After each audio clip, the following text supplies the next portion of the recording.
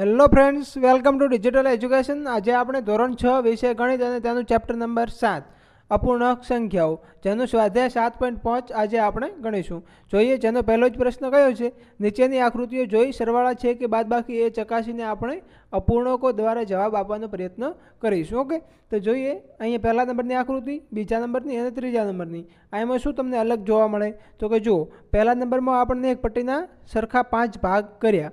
તો આપણે શું લખીશું, એનો અપૂર્ણાંક કેવી રીતે બનાવીએ તો કે જો ટોટલ ભાગ કેટલા 5, એમાંથી રંગીન ભાગ કેટલો તો કે માત્ર 1. ત્યારબાદ બીજા નંબરનો અહીંયા શું છે તો કે જુઓ ટોટલ ભાગ કેટલા 5 અને એમાંથી રંગીન ભાગ કેટલા તો 2. એનો અપૂર્ણાંક શું બન્યો એટલે કે 5માંથી 2 ભાગ રંગીન, જ્યારે અહીંયા 5માંથી 1 ભાગ રંગીન અને બરાબરની પહેલી બાજુ તો કે જુઓ ટોટલ ભાગ કેટલા છે અહીંયા પણ 5 અને રંગીન ભાગ કેટલા 3. તમારે પ્રશ્નમાં એવું કહેવા માગે છે કે અહીંયા આપણને આ બે અપૂર્ણાંકો મળ્યા, એના બરાબરની પહેલી બાજુ એટલે કે જવાબમાં આવો અપૂર્ણાંક મળે તો આપણે વચ્ચે કયું નિશાન મૂકીશું. તો જુઓ છેદ સરખા છે એટલા માટે છેદમાં 5 છે, 1 અને 2 બંનેનો શું કરીશું કે જેનાથી જવાબમાં 3 મળે તો કે વત્તા સરવાળો કરીશું, 1 + 2 એટલે કે 3. ઓકે, ત્યારબાદ નેક્સ્ટ નંબર બી. નંબર બીમાં શું છે તો કે સંપૂર્ણ ભાગ આપેલો છે, એમાં કેટલા ભાગ છે 1 2 3 4 અને 5, એટલે કે ટોટલ ભાગ કેટલા છે 5. એમાંથી રંગીન ભાગ કેટલા જોવા મળે તો તમામે તમામ ભાગ કેવા છે રંગીન. ત્યારબાદ વચ્ચે નિશાન મૂકીશું અને અહીંયા જુઓ બીજા નંબરની આકૃતિમાં ટોટલ ભાગ કેટલા છે 5 અને રંગીન ભાગ કેટલા 3. ઓકે, અને બરાબરની પહેલી બાજુ તો કે જો ટોટલ ભાગ 5 અને રંગીન ભાગ કેટલા છે 2. તો હવે તમને જુઓ કે અહીંયા કયું નિશાન મૂકીશું તો જવાબમાં આ મળશે તો કે છેદમાં 5 અને અહીંયા 5 અને અહીંયા 3. 5 અને 3 વચ્ચે કયું નિશાન મૂકીએ જેનાથી જવાબમાં 2 આવે તો કે માઇનસનું, 5 - 3 એટલે જવાબમાં 2 મળશે. ઓકે, હવે નંબર સી. નંબર સીમાં શું છે તો કે આવી રીતે આપણને 3 બોક્સ આપેલા છે. તો કે જો પહેલા નંબરના બોક્સમાં શું છે દડા કેટલા છે 6. તો આપણે અપૂર્ણાંક એનો કેવી રીતે બનાવીશું ટોટલ 6, એમાંથી રંગીન દડા કેટલા તો કે 2. ત્યારબાદ નંબર બી મતલબ બીજા નંબરનું બોક્સ, એની અંદર ટોટલ કેટલા 6, રંગીન તો કે 3 દડા અને બરાબરની પેલી બાજુ અહીંયા શું છે તો કે 6 દડા અને એમાંથી રંગીન દડા કેટલા છે 5.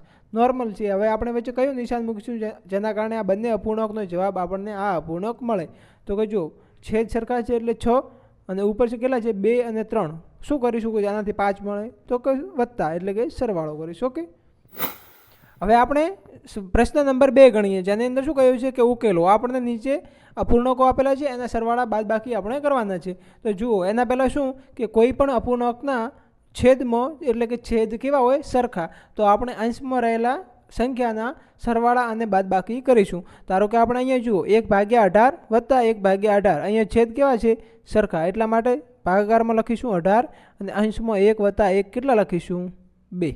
ઓકે, ત્યારબાદ નેક્સ્ટ 8/15 અને 3/15, અહીંયા પણ છેદ કેવા છે સરખા એટલે છેદ એમને એમ લખીશું અને અંશમાં કેટલા લખીશું 8 વત્તા 3 કેટલા થશે 11. ઓકે, ત્યારબાદ સી નંબરમાં 7/7 - 5/7, એટલે છેદમાં 7 છે એટલે 7 એમને એમ અને 7માંથી 5 બાદ થશે એટલે કેટલા વધે 7માંથી 5 એટલે કે વધ્યા 2, 2/7.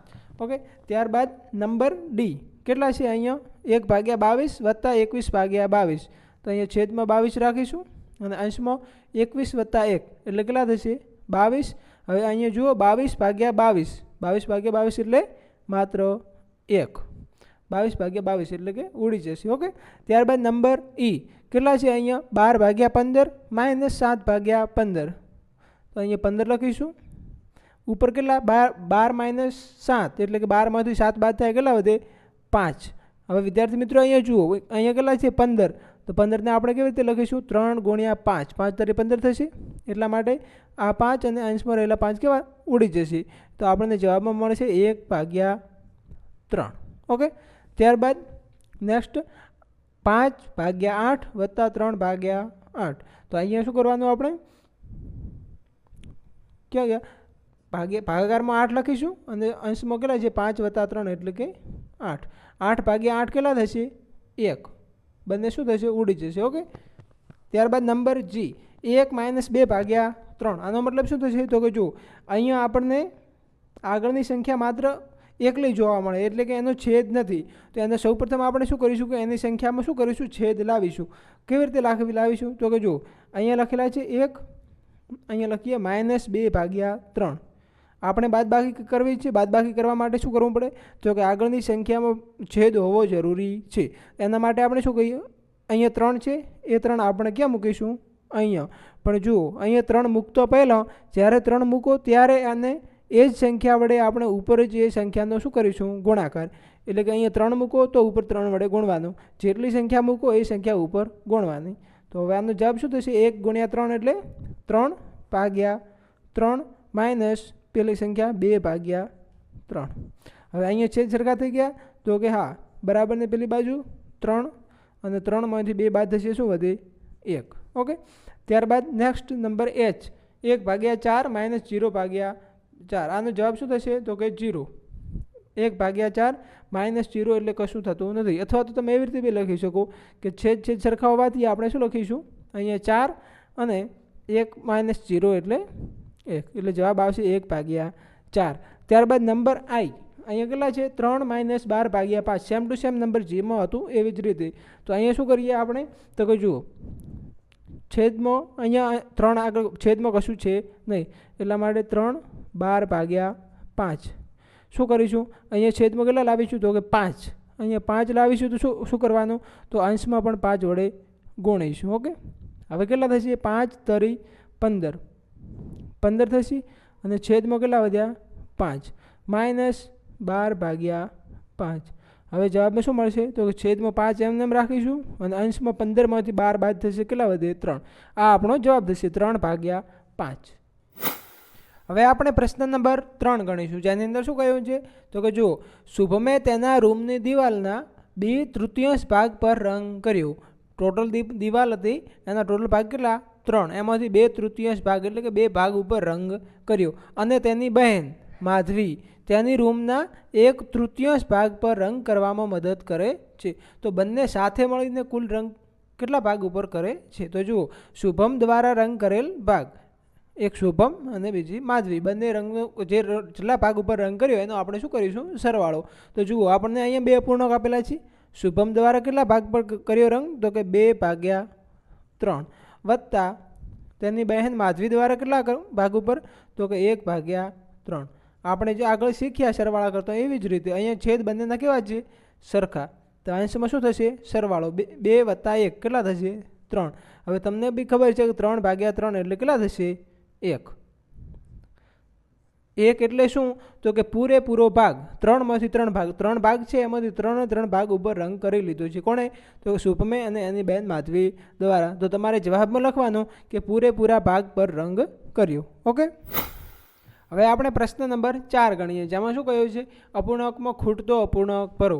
આપણને અહીં સરવાળા બાદબાકી કીધા છે અપૂર્ણાંકના, જેની અંદર ખૂટતા અપૂર્ણાંકો જોવાના છે. આપણે જોઈએ 7/10, નંબર એ 7/10 અને વચ્ચે આપણે અપૂર્ણાંક મેળવવાનો, જેનાથી જવાબમાં આપણને 3/10 મળે. તો જુઓ છેદ સરખા છે એટલા માટે 10 મૂક્યા, તો આપણે અહીંયા પણ છેદ કેવા હશે, સરખા, એટલે કેટલા મૂકીશું 10. અંશમાં 7માંથી કેટલા બાદ કરીએ જેનાથી જવાબમાં 3 મળે તો કે 4.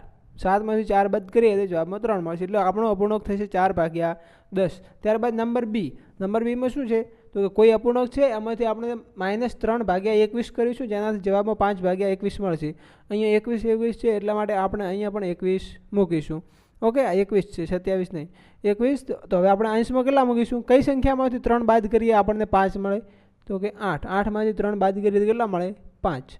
ઓકે, ત્યારબાદ નંબર સી, નંબર સીમાં શું છે તો કે જો અહીંયા પણ 6, અહીંયા 6, તો અહીંયા પણ 6 મૂકી દઈશું. ઓકે, છેદ સરખા છે. કઈ સંખ્યામાંથી 3 બાદ કરીએ તો 3 મળે તો કે 6. 6 - 3 = 3 અને છેદ 6 એમના એમ. આની જગ્યા તમે અલગથી 1 લખશો તો પણ ચાલશે. ઓકે, 1, કેમ કે 6/6 એટલે 1. ત્યારબાદ નંબર ડી, નંબર ડીમાં કેટલા છે, સરવાળો કરીશું, કોઈ અપૂર્ણાંકમાં સરવાળો કરીશું 5/27 એટલે જવાબમાં 12/27 મળશે. તો 27 છે એટલે અહીંયા પણ 27. કઈ સંખ્યામાં 5 ઉમેરીએ તો 12 થશે તો કે 7. 7 + 5 એટલે 12. ઓકે ફ્રેન્ડ, હવે આપણે પ્રશ્ન નંબર 5 ગણીએ, જેની અંદર શું છે, જો જાવેદને ટોપલીના 5/7 ભાગ જેટલી નારંગી આપવામાં આવી તો હવે ટોપલીમાં બીજા કેટલા અપૂર્ણાંક જેટલા ભાગની નારંગીઓ બાકી હશે. તો સમજીએ સૌપ્રથમ અહીંયા એક ટોપલી છે, ધારો કે સમજી લો કે આની અંદર કેટલી 7 નારંગીઓ છે. એમાંથી જાવેદને કેટલી નારંગી આપવામાં આવી તો કે 5/7 જેટલી. એટલે કે જાવેદને ઓરિજિનલમાં કેટલી મળી તો કે 7માંથી માત્ર 5 નારંગીઓ મળી. તો બાકી કેટલી વધી તો કે 2 નારંગી. કેટલામાંથી તો કે 7માંથી. એટલે આપણો જવાબ થશે 2/7. ઓકે, તમે આવી રીતે ના સમજો તો આપણે ગણિતની રીતે આપણે કેવી રીતે સમજીએ તો કે જો ટોટલ નારંગીઓ કેટલી હતી તો કે સંપૂર્ણ ટોપલી હતી. ટોપલીમાં નારંગી કેટલી તો કે 7. તો આપણે એવી રીતે લખીએ કે 7 એટલે ટોટલ 7, એમાંથી 7 ટોપલીમાં છે. નારંગીઓ 7 ટોપલીમાં છે. એમાંથી બાદ કેટલી કરવાની તો કે જેટલી જાવેદને આપી એટલી. કેટલી જાવેદને આપી તો કે 5/7. તો આ શું થયું, આપણને બંને અપૂર્ણાંકો મળ્યા. તો આને શું કરીએ બાદ બાકી. બંને અપૂર્ણાંકોને છેદ કેવા છે સરખા, એટલા માટે આપણે શું કરીએ છેદ 7ને એમના એમ મૂકી દઈશું. ઉપર શું વધ્યું તો કે 7 અને 5. 7માંથી 5 બાદ કરીએ એટલે કેટલા વધે 2. ઓકે, તો આપણને અપૂર્ણાંક કેટલો મળ્યો 2/7. તો હવે આપણે કહી શકીએ કે જાવેદ સિવાય આપણને ટોપલીમાં કેટલી નારંગીઓ બાકી રહી તો કે 2/7. ઓકે, આ આપણો જવાબ. વિદ્યાર્થી મિત્રો, જો વિડીયો ગમ્યો હોય તો વિડીયોને લાઇક અને ચેનલને સબસ્ક્રાઈબ કરજો, જેના કારણે તમને આવા જ અન્ય વિડીયો જોવા મળશે. Okay, thank you.